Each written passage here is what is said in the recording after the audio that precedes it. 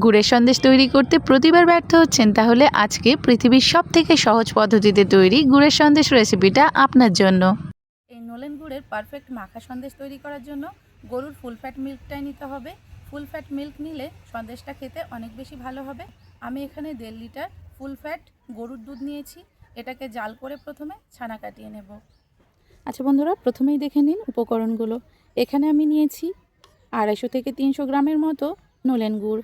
আপনাদের taste wise কম বেশি করে নিতে পারেন। আমি এখানে 1.5 লিটার ফুল ফ্যাট মিল্ক নিয়েছি, তার জন্য আমি এখানে নিয়েছি প্রায় 300 গ্রাম মতো নলেন গুড়। এখানে একটা ছোটো এলাচ গুঁড়ো করে রেখেছি। এখানে নিয়েছি ঘি, খুব সামান্য পরিমাণ ঘি দরকার আমাদের। আর নিয়েছি ভিনিগার। দুধের ছানা কাটিয়ে নেওয়ার জন্য প্রথমে আমাদের উনুনটা জ্বেলে নিতে হবে।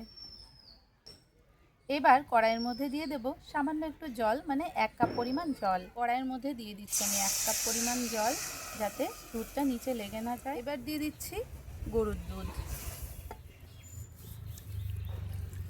দুধটাকে ভালো করে গরম করে উতলে নিতে হবে।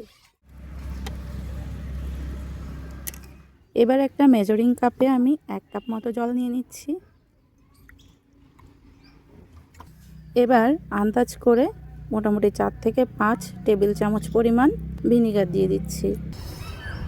এবার আপনারা লক্ষ্য করলে দেখতে পারবেন সম্পূর্ণরূপে বয়েল চলে এসেছে দুধের মধ্যে। এবার আমি দিয়ে দেব এই যে জল আর ভিনিগারের মিক্সচারটা। এটা দিয়ে নাড়াচাড়া করতে হবে। এবার এইভাবে নাড়াচাড়া করতে করতেই দেখবেন ছানা কাটতে শুরু করেছে। এই অবস্থাতে উনুনের জালটা অনেকটা কমিয়ে দিতে হবে। এই দেখুন কত সুন্দর পারফেক্টভাবে ছানা কাটতে শুরু করেছে। তো এই অবস্থাতে আমি উনুন থেকে নামিয়ে নেব। এবার এই দুধের জলের মধ্যেই কিন্তু ছানাটাকে মিনিট 3-4-এর জন্য এভাবেই রেখে দিতে হবে। ছানাটাকে ঢেলে নিচ্ছি।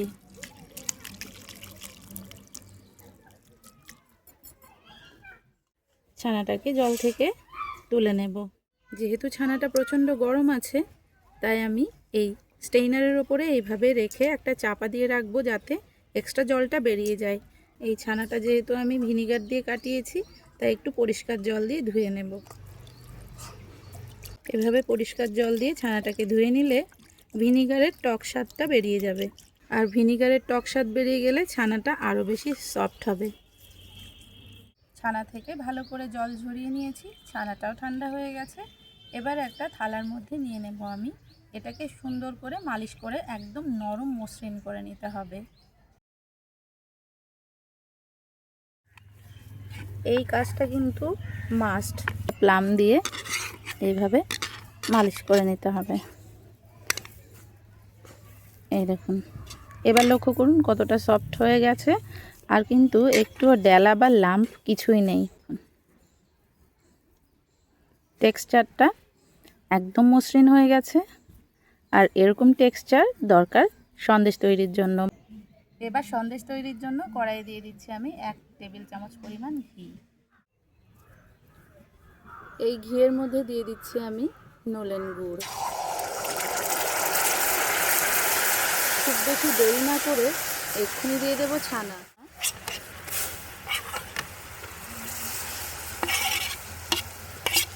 এটাকে সুন্দর করে মিশিয়ে নিতে হবে। একটু ধৈর্য ধরে এটাকে ভালো করে মিশিয়ে নিতে হবে। উনুনের জালটা কিন্তু একদম মিডিয়াম টু লো ফ্লেমে রাখতে হবে। আমি কিন্তু আলাদা করে লবণ ব্যবহার করব না, কারণ খেজুরের গুড় কিন্তু সামান্য একটু নোনতা স্বাদের হয়। এটাকে কিন্তু ভালো করে মিশিয়ে নিতে হবে।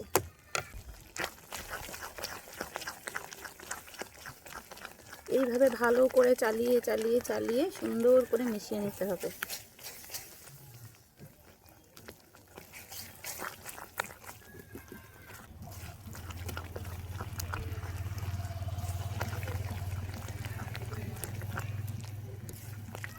এই দেখুন বন্ধুরা, ঠিক এই পর্যায়ে আমি উনুনের জালটা তুলে নিচ্ছি।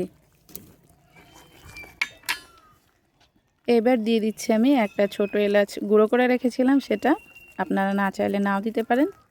আপনারা যদি শুধু গুড়ের ফ্লেভারটা রাখতে চান, সেক্ষেত্রে নাও দিতে পারেন। কত সুন্দর টেক্সচার এসেছে দেখুন বন্ধুরা। মাত্র 3 থেকে 4 মিনিটেই কিন্তু এটা রেডি হয়ে যায়, কোনো টেনশন নেই। খুব সামান্য সময়ে অল্প উপকরণেই কিন্তু এত সুন্দর সন্দেশ বা নলেন গুড়ের মাখা সন্দেশ বাড়িতে তৈরি করাই সম্ভব। ঠিক এরকম ঘনত্ব রাখতে হবে, খুব বেশি গাঢ় করে দিলে কিন্তু তখন সন্দেশটা শক্ত হয়ে যাবে। তো এবার আমি এটাকে নামিয়ে নেব। আপনারা আবার দেখুন ঘনত্বটা ঠিক এরকম, একটু রানি কনসিস্টেন্সি আছে, এই যে ঠিক এরকম। খুব বেশি সলিড করতে যাবেন না উনুনের ওপর থেকে, তাহলে কিন্তু সন্দেশটা কেটে খেতে পারবেন না বা পিস করে তোলা যাবে না, অনেকটা শক্ত হয়ে যাবে। আপনারা এই অবস্থাতে একটু গুড়ের মিষ্টিটা চেক করে নিতে পারেন, যদি কম মনে হয় আরও সামান্য একটু গুড় অ্যাড করে নিতে পারেন। দেখলেন বন্ধুরা, কত অল্প সময় মাত্র 2 থেকে 3টে উপকরণেই রেডি হয়ে গেল আমাদের ঠিক বাজারের মতো একদম পারফেক্ট মাখা সন্দেশ। এবার আমি কড়াইটা নামিয়ে নেব, সন্দেশটা ট্রান্সফার করে নিচ্ছি।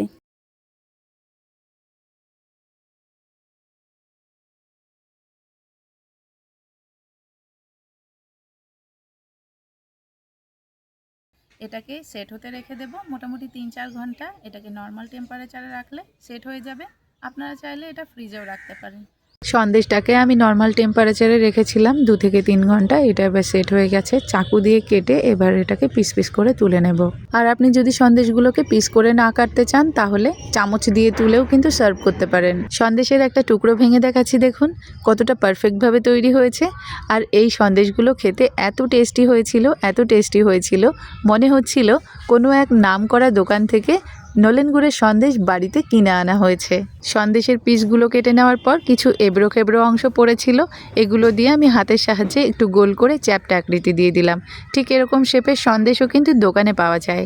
বেসিক্যালি আপনার যেমন খুশি আপনি তেমন শেপের সন্দেশগুলো তৈরি করে নিতে পারেন। ড্রাই ফ্রুটস হোক বা ড্রাই নাটস, আপনি যে কোনো জিনিস দিয়ে সাজিয়ে নিতে পারেন। আমি এখানে ড্রাই ফ্রুট আর ড্রাই নাটস দুটো দিয়েই সাজিয়ে নিলাম। সন্দেশগুলো এত টেম্পটিং, এত টেস্টি, বাড়ির সবাই কিন্তু ভীষণ পছন্দ করেছে আর সবাই কিন্তু ভীষণ আনন্দ করে খেয়েছে।